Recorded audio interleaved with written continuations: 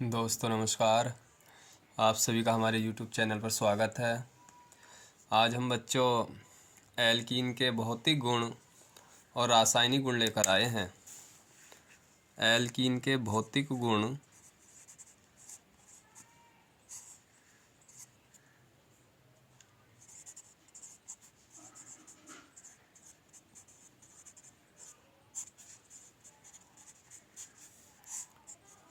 Alkene के भौतिक गुण क्या होते हैं बच्चों?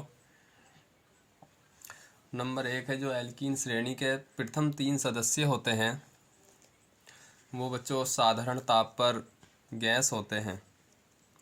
इस श्रेणी के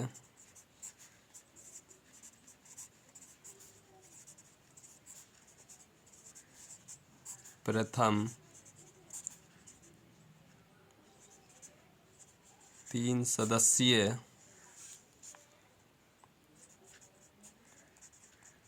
साधारण ताप पर गैस होते हैं। और ये बच्चों नंबर 2 है ये ध्रुवीय विलायकों में अविलय होते हैं जबकि अध्रुवीय विलायकों में विलय होते हैं। इसी तरीके से नंबर 3 है कि जो इनके क्वथनांक और गलनांक होते हैं वो अणु भार बढ़ने के साथ साथ बढ़ते रहते हैं। यानी कि क्वथनांक और गलनांक अणुभार बढ़ने के साथ साथ बढ़ते हैं। और ये जो संगत एल्केन होते हैं तो एल्केन ये संगत एल्केनों से कम वाष्पशील होते हैं। यानी कि एल्केन ज़्यादा वाष्पशील होते हैं और एल्कीन कम वाष्पशील होती हैं एल्केनों की अपेक्षा, जिस कारण इनके गलनांक और क्वथनांक जो होते हैं वो एल्केन की अपेक्षा उच्च होते हैं। जो एल्केन होते हैं उनकी अपेक्षा उच्च होते हैं। ये थे बच्चों इसके भौतिक गुण। नेक्स्ट है रासायनिक गुण।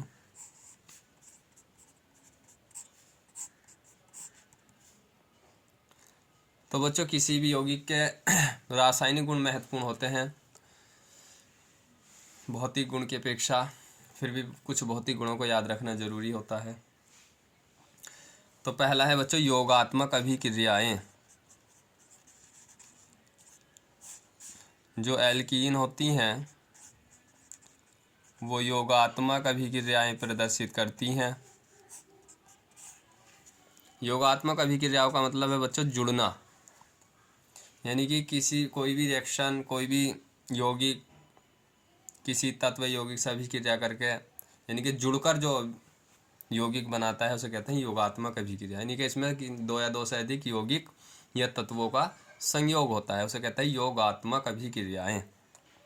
बच्चे योगात्मक अभिक्रियाओं में भी एक है हाइड्रोजन का योग। हाइड्रोजन का योग हाइड्रोजन का योग यानी कि हाइड्रोजन से रिएक्शन करानी है तो जो निकिल चूर्ण होता है तो निकिल चूर्ण की उपस्थिति में जो एल्कीन होती है एल्कीन में चाहे एथिलीन हो प्रोपीन हो वो हाइड्रोजन से अभिक्रिया करके एल्केन देते हैं। जैसे मान लो एक एथिलीन है। एथिलीन का अणु सूत्र होता है CH2 डबल बॉन्ड CH2। ये बच्चों सम्मित इसे कहते हैं सममित एल्कीन। वैसे इसका नाम है बच्चों एथीन। क्या नाम है? एथीन। लेकिन इसे कहते हैं सम्मित एल्कीन। क्यों? क्योंकि डबल बॉन्ड के बाद कार्बन का एक परमाणु है, डबल बॉन्ड से पहले कार्बन का एक परमाणु है। यानी कि जिसमें कार्बन परमाणु की संख्या बराबर होती है बॉन्ड से पहले, डबल बॉन्ड से पहले, उसे कहते हैं सम्मित एल्कीन। और अलग अलग होती है तो उसे कहते हैं जो असम्मित एल्कीन।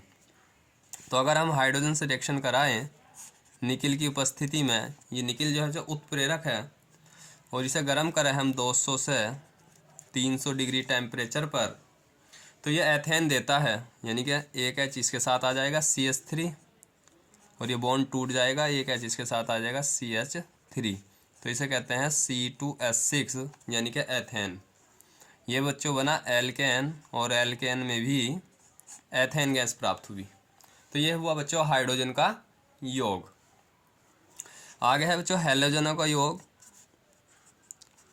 हैलोजनों का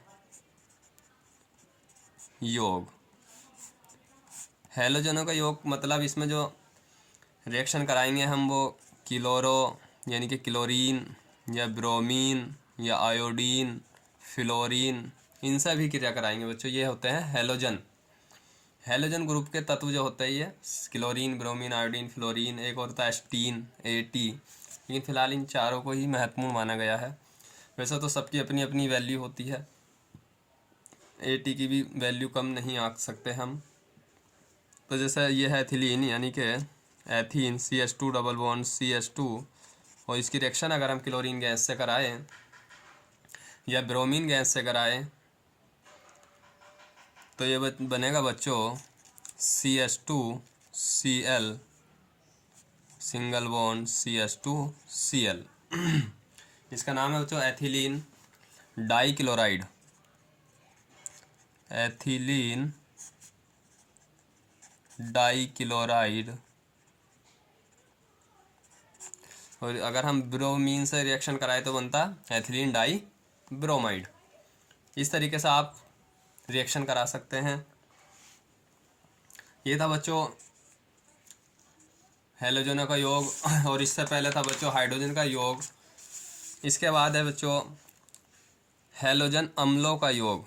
आपके अम्ल है बच्चों नंबर 3 हैलोजन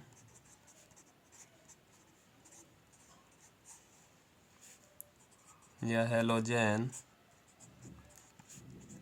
अम्लों का योग। हैलोजन या हैलोजन अम्लों का योग।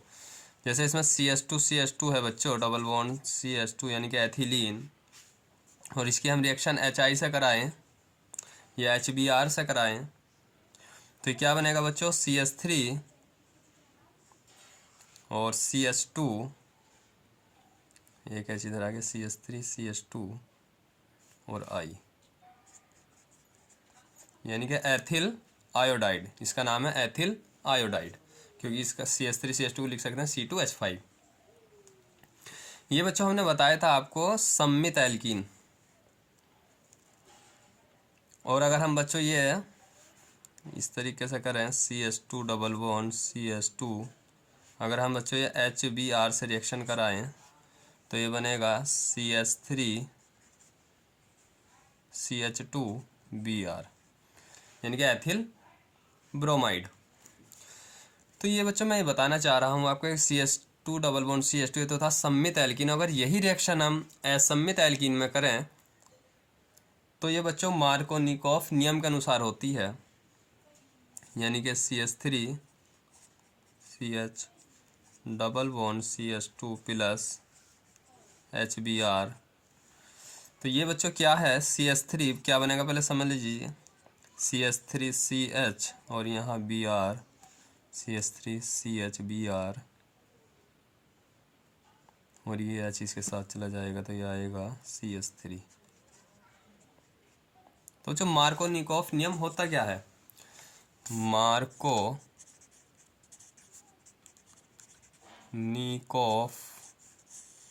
नियम। मार्कोनिकॉफ नियम में क्या होता है बच्चों कि जो असम्मित एल्कीन होती हैं यदि हम उसकी हैलोजन अम्लों यानी कि HBr या HI से भी क्रिया कराएं तो मार्कोनिकॉफ नियम के अनुसार जो ये माइनस वाला तत्व है और ये पहला होता है प्लस और ये बाद वाला होता है माइनस, HBr में H प्लस और Br माइनस। तो ये जो माइनस वाला तत्व है यानी कि आयन, ये वहाँ जुड़ेगा जहाँ हाइड्रोजन परमाणु की संख्या कम होगी। तो देखो जो CH इसमें हाइड्रोजन परमाणु की संख्या 1 और इसमें है बच्चों CH2 में हाइड्रोजन परमाणु की संख्या 2। तो ये जो माइनस वाला है वहाँ जुड़ेगा जहाँ हाइड्रोजन परमाणु की संख्या कम होगी, यानी कि CH3 CH के साथ आ गया Br। और ये जो प्लस वाला हाइड्रोजन परमाणु ये वहाँ जुड़ेगा जहाँ हाइड्रोजन की परमाणु की संख्या ज़्यादा होगी। तो CH2 और ये यहाँ जुड़ा है तो क्या हुआ CH3। तो ये होता है बच्चों मार्कोनिकॉफ का नियम, यानी कि ऋणात्मक भाग वहाँ जुड़ता है जहाँ हाइड्रोजन परमाणु की संख्या कम होती है और धनात्मक भाग वहाँ जुड़ता है जहाँ हाइड्रोजन परमाणु की संख्या अधिक होती है। और ये मार्कोनिकॉफ नियम कहाँ लगता है बच्चों? असममित एल्कीन में।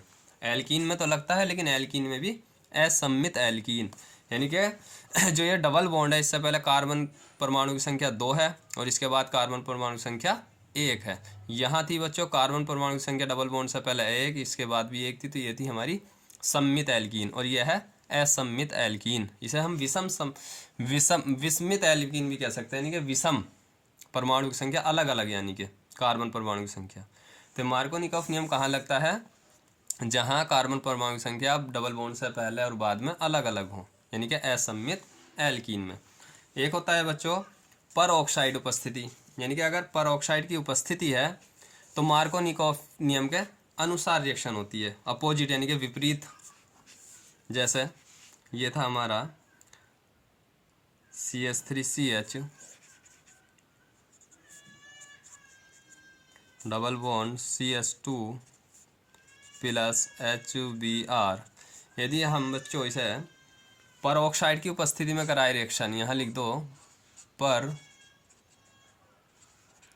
ऑक्साइडों की उपस्थिति में, अगर पर ऑक्साइड की उपस्थिति में रिएक्शन कराएं तो ये बच्चों अपोजिट होता है, यानी कि जो माइनस वाला भाग होता है वो वहाँ जुड़ता है जहाँ हाइड्रोजन परमाणु की संख्या ज़्यादा होती है, और ये प्लस वाला भाग वहाँ जुड़ता है जहाँ हाइड्रोजन परमाणु की संख्या कम होती है। तो ये बनेगा बच्चों CH3CH और H इसके साथ आ जाएगा तो CH2, और यहाँ जुड़ेगा CH2Br। ठीक है बच्चों, ये हुआ इस तरीके से पर ऑक्साइड की उपस्थिति में, यानी कि मार्कोनिकॉफ नियम के विपरीत होता है। इसका नाम है बच्चों एन प्रोपिल ब्रोमाइड। इसका नाम है एन प्रोपिल ब्रोमाइड। और इसका नाम क्या हुआ बच्चों? 1 2 3, यानी कि 2 ब्रोमो मैथ है प्रोपेन, 2 ब्रोमो प्रोपेन या आइसोप्रोपिल। आइसो 2 है ना CH3, तो आइसोप्रोपिल Br से ब्रोमाइड, या तो इसे कह लेंगे जो साधारण नाम आइसोप्रोपिल ब्रोमाइड या 2 ब्रोमो प्रोपेन। तो ये था बच्चों मार्कोनिकॉफ नियम और पर ऑक्साइड की उपस्थिति। ये जो पर ऑक्साइड की उपस्थिति है इसे खैरास प्रभाव भी कहते हैं, खैरास प्रभाव भी कहते हैं। ये भी बच्चों मार्कोनिकॉफ नियम के विपरीत ही होता है। और ये जो परोक्साइड की उपस्थिति में बच्चे रिएक्शन हुई, ये जो बच्चे योगात्मक चल रही थी, तो इसका पूरा नाम हुआ योगात्मक मुक्त मूलक। योगात्मक मुक्त मूलक की रिएक्शन भी कहते हैं इसे, यानी कि रिएक्शन का पूरा नाम क्या हुआ? योगात्मक मुक्त मूलक अभिक्रिया। ठीक है बच्चों, एक होता बायर अभिकर्मक। ये तो बच्चे तीनों रिएक्शन योगात्मक अभिक्रियाओं की थी, और एक योगात्मक अभिक्रिया में बायर अभिकर्मक के साथ अगर हम रिएक्शन कराएं, बायर अभिकर्मक नंबर 2, बायर अभिकर्मक के साथ अभिक्रिया। बायर अभिकर्मक होता क्या है बच्चों? यानी कि 1% के MnO4 का क्षारीय विलयन अगर हम तैयार करें तो उसे कहते हैं बायर अभिकर्मक। 1% के MnO4 के क्षारीय विलयन से जो एल्कीन प्राप्त होती है उसे बायर अभिकर्मक कहते हैं। जैसे एथिलीन है बच्चों, CH2 डबल बॉन्ड CH2, और इसकी हम रिएक्शन जल से कराएं और नवजात ऑक्सीजन प्लस में लिखें, यानी कि ऑक्सीकरण, और यह है 1% के MnO4 का क्षारीय विलयन। तो इसमें बनता है बच्चों एथिलीन ग्लाइकोल। क्या बनता है? एथिलीन ग्लाइकोल, यानी कि CH2OH और CH2OH। इसे ऐसे भी लिख सकते हैं CH2OH और CH2OH। ये भी क्या है बच्चों? Ethylene glycol. एथिलीन ग्लाइकोल कोल। ठीक है बच्चों, अब बायर अभिकर्मक के साथ रिएक्शन है एथिलीन की। ये थी बच्चों योगात्मक अभिक्रियाएं। एक होती है प्रतिस्थापन अभिक्रिया। प्रतिस्थापन अभिक्रिया, तो जो एल्कीन होती हैं वो प्रतिस्थापन और योगात्मक दोनों अभिक्रियाएं प्रदर्शित करती हैं। जैसे एथिलीन ले लीजिए, वो एथीन या एथिलीन CH2CH2, और ये इसकी रिएक्शन यदि हम बच्चों क्लोरीन से कराएं तो ये क्या बनेगा, CH2Cl, CH2CH और HCl यहाँ से निकल जाएगा तो क्या बचेगा, CHCl प्लस HCl निकल जाएगा बच्चे, यहाँ से Cl, यहाँ से H, तो बचा CHCl। तो रिएक्शन हुई बच्चों प्रतिस्थापन अभिक्रिया। इसका नाम है vinyl chloride. Vinyl chloride, CH2 double bond CHCl, इसका नाम है वाइनिल क्लोराइड। और जो HCl प्लस ये हाइड्रोक्लोरिक अम्ल होता है। अगर प्रोपीन की रिएक्शन कराएं बच्चों, प्रोपीन में कार्बन के कितने परमाणु होते हैं, 3, तो CH2 डबल बॉन्ड CH, 3 दूनी 6, 3 दूनी 5 अधिक 6। क्लोरीन की रिएक्शन कराएं तो क्या बनेगा बच्चों, ये बनेगा एलिल क्लोराइड, CH2 और ये डबल बॉन्ड CHCl, CH2CH और ये है CH2Cl plus HCl, CH2CH, CH2Cl और HCl निकल जाएगा। इसका नाम है बच्चों एलिल क्लोराइड। Allele chloride. ये थी बच्चों प्रतिस्थापन अभिक्रियाएं। और एक लास्ट है बच्चों बहुलकीकरण।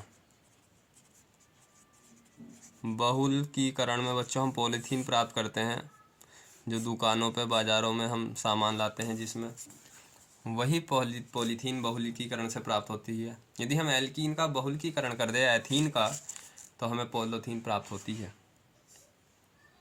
इसमें जो उच्च ताप और उच्च दाब लिया जाता है, उच्च ताप और उच्च दाब,